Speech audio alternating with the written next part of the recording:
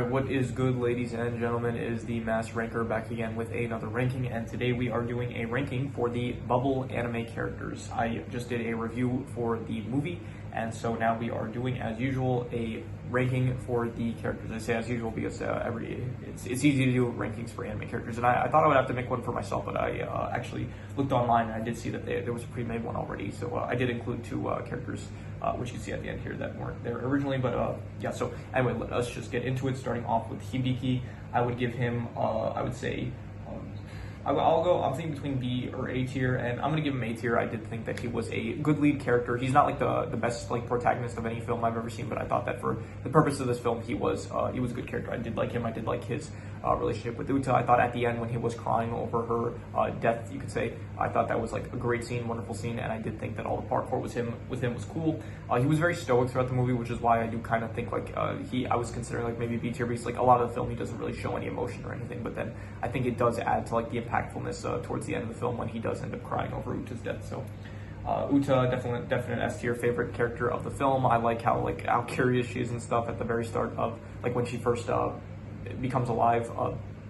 Thought that her relationship with Hibiki was great. I liked it a lot. I thought that all the parkour with her was very cool. I thought the singing moments with her were good, the music and all that. I thought everything was just very good with her. So definite S tier, I'd say.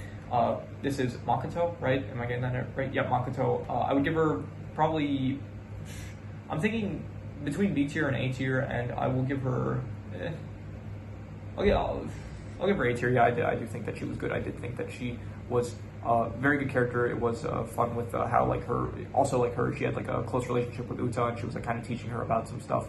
I think she did actually like she was like giving her books and stuff, and she was trying to educate her on stuff. But like she reads her the story of the Little Mermaid and stuff. Makoto, she was also good as like this. She felt like the heart of the movie, kind of like the one that like she ends up getting kidnapped and stuff by the Overtakers, and then everyone's trying to save her and stuff. And she is the one that kind of she's like the one that comforts Uta. She's the one that like also she hugs like Hibiki when he ends up showing like emotions and stuff. So she's a good character. I liked her. A tier. Shin, I'm gonna give him I'm gonna give him also A tier. I thought that he was very good. I think that he was probably he had the best scene in the whole movie with like the parkour towards the end when he does end up helping.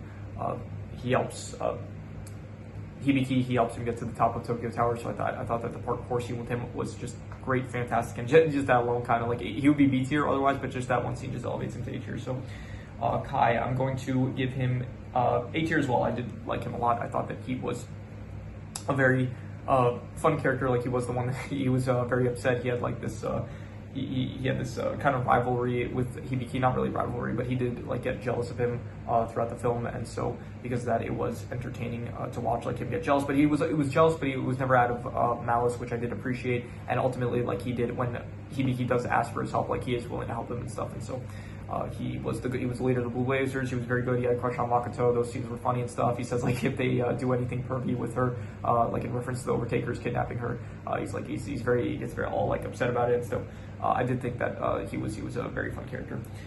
In terms here, who is this? This is Usagi. In terms of Usagi, I would give him probably C tier. I didn't really care for him too much, to be honest. He was like he felt like a ripoff of Naruto, to be honest, because he did feel it was like this young character with like no parents. He feels very energetic. He's doing all this like parkour stuff, which like is in tune with like what Naruto would do. So he did very much feel like just he like reminded me greatly of Naruto. But other than that, like I don't know, a lot of the film he just ends up he's not as experienced as all the parkour, so he does end up getting into situations that are dangerous for him and stuff. So because of that, I'm gonna give him C tier.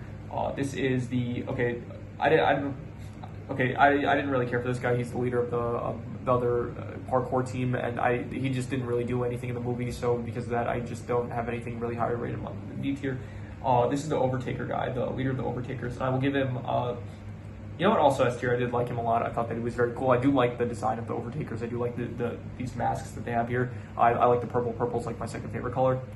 And I did think that it was very cool. They like the boots that they had, like they had the special gear that was able to help them with parkour and stuff. It was very cool and stuff. and I did like them a lot in the film. I did say in the review that the worst thing about the film was that I kind of wish that they did more with the Overtakers and all the other factions, also the Mad Lobsters and stuff, but I did think that the Overtakers were very cool. This is the leader of the Mad Lobsters, and I will give him B tier. He's once again the kind of like this one where it's like you don't see too much of this guy.